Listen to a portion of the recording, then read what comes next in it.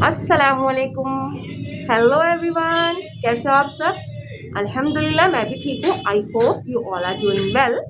सो मैं कल अम्मी के नहीं गई थी। कल संडे था ना, लेकिन मैं अम्मी के नहीं गई थी। सो मैं आज बताना चाहती हूँ कि मैं क्यों नहीं गई थी, और नहीं गई थी तो मुझे कैसा महसूस हुआ। सो मैंने है ना ठान ली थी इस हफ्ते कि मैं इस हफ्ते इस संडे अम्मी के नहीं जाऊंगी।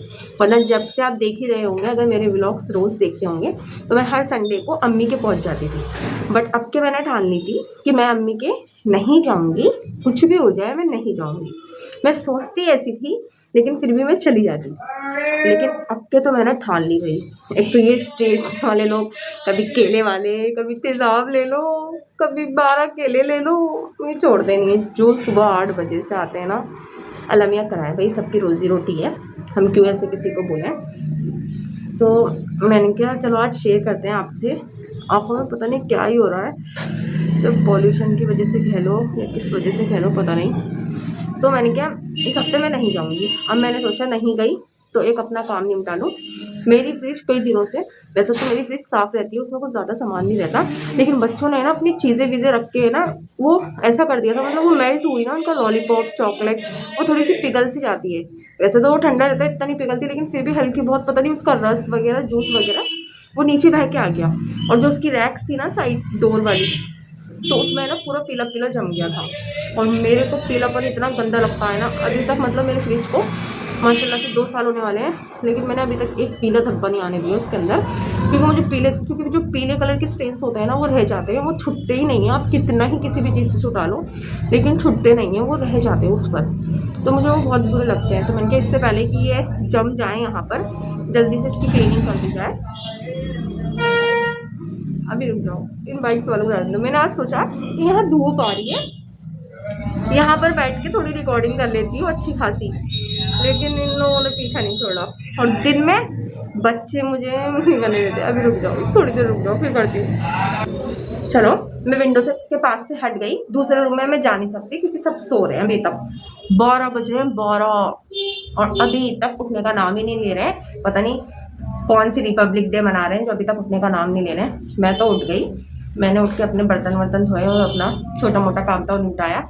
इन कपड़ों को देखा तो ये कपड़े अभी तक सूखने का नाम ही नहीं है, इनके अंदर गीला गीला गीला है अभी। मैंने कहा तुम और पड़े रहो अभी। तो मैंने क्या करा, हम कहाँ थे, फ्रिज की बात करते हैं। तो मैंने फिर उसकी डीप क्लीनिंग करी अपने फ्रिज की, सारी अच्छे से उसे धोया। और कल पता नहीं क्यों इतनी ज़्यादा हाथ जाम हो रहे थे ना, मतलब धोना मुश्किल हो रहा था। मैंने फिर भी सब कुछ करके अपने फ्रिज को खैर अल्हम्दुलिल्लाह साफ़ कर दिया। और मेरे दिल को इतना सुकून मिला ना कि मैंने कहा अल्लाह, मैं कब से सोच रही थी करूँगी करूँगी करूँगी, और लेकिन बस कभी पूरा दिन तो पढ़ाने में या बच्चों को देखने में ही चले जाता है। तो यही हो जाता था।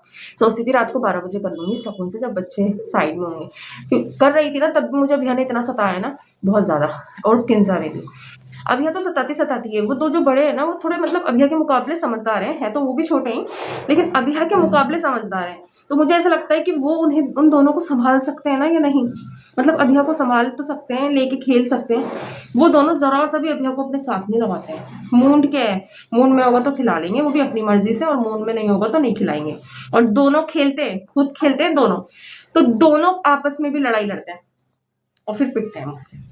जब मुझे ज़्यादा मेरा हाइपर हो जाता है पारा, फिर तो मैं मार देती हूँ। मैं नहीं देखती कुछ भी। Real talk is real. तो जो सच है मैंने वो सच ही बोल दिया भाई, क्यों छुपाऊँ मैं। जो चीज़ मैं करती हूँ वो मैं करती हूँ। अब मैंने सोचा, फिर मैंने रात के डिनर की तैयारी करी। कल संडे था, क्योंकि अम्मी के तो जाऊँगी नहीं, तो वहाँ से खाना तो आने से रहा। तब खुद ही बनाना पड़ेगा खाना। तो मैंने ना आलू मंगा लिए इनसे। मैंने कहा तुम मुझे आलू दे जाओ, मैं आलू के पराठे बना लूँगी आज। कहने लगे ठीक है, मैं आलू दे जाता हूँ। तो ये मुझे आलू दे गए, और तो मैंने फिर जल्दी से आलू को बॉईल करने रख दिया, एंड उसका वो सब कुछ स्टफिंग वगैरह तैयार करी। मैंने आलू के पराठे बनाने लग गई। अब बनाते बनाते मैंने सोचा यार अभी तक 9 बज गए, मतलब 9:30 बज रहे थे, कि है ना, मतलब आज मैं नहीं गई ना तो मुझे किसी ने याद भी नहीं करा। मुझे एक एक्सपेक्टेशन थी कि वहाँ से ना सारे कॉल आएंगे कि दीदी तू आई नहीं, दीदी तू आई नहीं, और आते, ऐसा नहीं है ना, आते। तो मैंने क्या देखती हूँ इस संडे पे, क्योंकि अब तो मैं रेगुलर ही जा रही थी, बहुत ही कम, मतलब मैंने मिस करा होगा संडे। तो मैंने क्या देखती हूँ किसकी कॉल आती है और किसकी नहीं आती। तो आई, किसकी कॉल आई, कब आई, 6 बजे के नहीं 4-5 बजे के करीब मेरे पापा की कॉल आई कि क्या वो आई नहीं। मैंने कहा नहीं। कि क्यों? मैंने कहा बस ऐसी। तो हमारी इतनी बात हुई, फ़ोन रख दिया। ठीक है। और फिर मैंने कहा यार, फिर 9 बजे जब मैं पराठे बना रही, मैं सोच रही देखती हूँ मुझे कौन याद करता है और कौन याद नहीं करता है। क्या मतलब देखती हूँ कितना याद करता है ये मुझे आज या नहीं। तो मैंने यही सोचने लग गई। अब बस मैं जैसे ही ये सोच रही थी ना, मैंने कहा यार अभी तक लाइबा की भी कॉल नहीं आई। मेरी सिस्टर है छोटी, उसने भी नहीं पूछा कि दीदी तुम अभी तक क्यों नहीं आई, क्यों नहीं आई। यही सोच रही थी। और जैसे मैं ये सोच रही थी ना अपने दिमाग में, एकदम से बेल बजी। मैंने बान बोला, बान देखो कौन है, क्योंकि मैं तो पराठे बना रही थी। तो बान ने देखो और बान नाचने लगा, मम्मी नानी नानी नानी नानी नानी। मैंने कहा चल झूठ बोल रहा है, क्योंकि मेरी अम्मी के पैरों में बहुत तकलीफ रहती है, घुटनों में। तो मैंने कहा वो नहीं आई, क्योंकि कई बेल बजने के 5 मिनट हो गए थे जब तक कोई चढ़ा ही नहीं था। फिर अम्मी की तकलीफ रहती है ना, तो आराम आराम से चढ़ रही थी। फिर जब मेरा गेट खुला ना, मैंने कहा हाँ, मतलब ये चीज़ होती है कि उन्होंने मैं कुछ और ही सोच रही थी गलत, है ना। जबकि मुझे ये नहीं सोचना चाहिए था, क्योंकि मुझे पता है कि मेरे घर वालों के लिए मैं क्या हूँ और क्या रहूँगी हमेशा। और मेरी मतलब मेरी कल मेरी अम्मी की भी बहुत तबीयत खराब थी। वो यहाँ पर आने के बाद भी अपने दर्द में तड़प रही थी। फिर मैंने उन्हें लिटाया। फिर मैंने उनसे कहा कि तुम क्यों चलकर आ गई, क्या हुआ? मैं इस बार नहीं आई तो मैं अगले संडे आ जाती, फ़ोन पे बात कर लेती। कह रही नहीं मुझे बच्चों की याद आ रही थी मुझे और बाकी में है ना, मुझे बच्चे भी ऐसे हो गए बिल्कुल चिपट गए। मेरी छोटी वाली तो उन्हें छोड़ ही नहीं थी। वो जैसे जाने के लिए खड़ी हो रही, उनका दुपट्टा छीन, सब कुछ छीन कि नहीं मैं तुम्हें नहीं जाने दूंगी। मैं इधर स्क्रीन पर आपको उसकी वीडियो भी ज़रूर दिखाऊंगी। तो मैं नहीं जाने दूंगी, मैं नहीं जाने दूंगी, इस तरीके से। और मैं फिर ये सोच रही मैं कितनी पागल थी ना, जो मतलब इतने असफसे फालतू बातें सोच रही थी कि देखती हूँ कौन याद करेगा, नहीं करेगा, ये करेगा, वो करेगा। अल्लाह, माँ ने मेरा बिन बोले प्यार समझ लिया, बिन कहे प्यार समझ लिया, बिना कॉल के मेरा प्यार समझ गई और मेरे लिए दौड़े दौड़े मेरे घर तक चल कर आ गई। जबकि उनके घुटनों में इतनी तकलीफ थी, उन्होंने फिर भी अपनी इस तकलीफ को दूर करके वो मेरे खातिर, मेरे बच्चों के खातिर यहाँ तक आ गई। अब मुझसे इतना नहीं होगा जितना मेरे बच्चों से है। ये जनरेशन टू जनरेशन चलता रहता है। तो और उनके लिए क्या क्या लाई, पूरी लाइन बनाकर, इतने सारे मखाने फ्राई कर कर लाई, इतनी सारी चीज़ लाई। और मतलब और क्या लाई थी, और एक और चीज़ लाई थी, मैं भूल रही हूँ। क्या मम्मी? और कब आई? रात के 10 साढ़े 10 बजे। अब देखो मतलब मैंने क्या यार, ये कह रही पूरा दिन मेरे दर्द हो रहा था, मैं सोच रही थी अभी जाऊंगी अभी जाऊंगी अभी जाऊंगी। फिर मैंने कहा चली ही जाती हूँ, और वो आ गई। और मुझे फिर इतना अच्छा लगा ना, उनका यार माँ, माँ के बिना तो कुछ भी नहीं है। माँ के बिना मतलब सब कुछ अधेरा है। मैं कभी सोचती हूँ ना कि मतलब बहुत अगर मेरे दिमाग में ऐसे गलत गलत इंटेंशंस आती हैं कि जैसे अगर अम्मी पापा या कुछ भी, क्योंकि देखती हूँ आसपास, सुनती हूँ कि आज इनका ये हो गया, आज इनका हो गया, तो जाहिर सी बात है दिमाग में बहुत गलत गलत आते हैं, अस्तगफिरुल्लाह। तो मेरे को बहुत वो हो जाता है, फिर मैं टेंशन में हो जाती हूँ। मैंने कहा यार नहीं, मैं इमेजिन भी नहीं कर सकती कि अगर अम्मी पापा के बिना अपनी ज़िंदगी की मैं क्या होंगी। और मैं जो कुछ भी हूँ ना, मैं अपनी मम्मी पापा की वजह से ही हूँ। उन्होंने मुझे बहुत सपोर्ट करा है, बहुत ज़्यादा, जिसे कहते हैं, सॉरी मैं इमोशनल हो गई, क्योंकि अम्मी की कहानी में बहुत ज़्यादा इमोशनल हो जाती हूँ। अम्मी पापा दोनों की बहुत तबीयत खराब रहती है। तो है ना, मैंने यार मैं सोच रही थी क्या और हो, मतलब मीन्स फिर मैं बाद में बैठ के सोच रही कि मैं कितनी गलत थी, मैं क्या क्या अपने दिमाग में फालतू की बातें ला रही थी। खैर फिर मैंने अम्मी के साथ टाइम एंजॉय करा, बातें करी। बहुत ज़्यादा इमोशनल हो रही हूँ, सॉरी इमोशनल हो गई मैं कुछ ज़्यादा ही।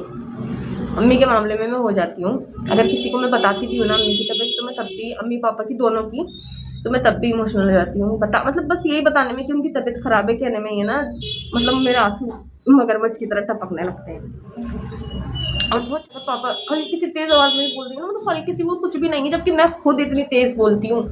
लेकिन कोई मेरा भाई या कोई मेरी बहन या कुछ भी मतलब मुझसे हल्का सा टोन चेंज कर लेंगे ना, मतलब हल्की सी भी बढ़ा लेंगे, उसमें ही मैं मगरमच्छ के आंसू बहाने लग जाऊँगी अपने, उसमें ही मैं रोना शुरू कर दूँगी। कहेंगे तेरे तो बस आंसू ऊपर ही रखे रहते हैं, इंतज़ार करते हैं कि कब कोई कुछ बोले और हम जल्दी से बहें नदी की तरह। सो बस फिर मैंने अम्मी के साथ टाइम एंजॉय करा। अम्मी को मैं पराठे बना रही थी, तो मैंने अम्मी को पराठे दिए, पराठे खिलाए, हमने चाय वाय पी। शायद आज मैं ज़्यादा बोल नहीं पा रही, लेकिन दिल बहुत कुछ कह रहा है। माँ का प्यार समझाया नहीं जा सकता, वो बस महसूस होता है। बिल्कुल इस वक़्त जैसे मैं फ़ील कर रही थी, मैं महसूस कर रही थी। अगर मेरी बात सुनते हुए आपकी आँखें भी नम हुई हैं, तो एक काम ज़रूर करना, अपनी माँ के लिए एक छोटी-सी दुआ कर देना, क्योंकि माँ के लिए की गई दुआ कभी खाली नहीं जाती। मैं यहीं रुकती हूँ, दिल भरा हुआ है और शुक्र भी बहुत है। अल्लाह हम सबकी माँओं को हमेशा अपनी हिफ़ाज़त में रखे, आमीन। और हाँ, इस वक़्त मैं दिल से एक और दुआ करना चाहती हूँ, या अल्लाह मेरी अम्मी और मेरे पापा दोनों को हमेशा सेहत, लंबी उम्र और सुकून देना। उनका साया मेरे सर पर हमेशा बना रहे, आमीन। क्योंकि माँ की दुआ और पापा की हिम्मत दोनों मिलकर ज़िंदगी को आसान बना देते हैं। अगर आप सुन रहे हो, फ़ील कर रहे हो, तो अपनी अम्मी-पापा के लिए भी एक छोटी-सी दुआ ज़रूर करना। जो गुज़र चुके हैं, अल्लाह उनकी मग़फ़िरत फ़रमाए, और जो अभी ज़िंदा हैं उनके लिए दुआ ज़रूर करना। अब मैं यहीं रुकती हूँ, इंशाअल्लाह कल नेक्स्ट व्लॉग में मिलते हैं। अल्लाह हाफ़िज़।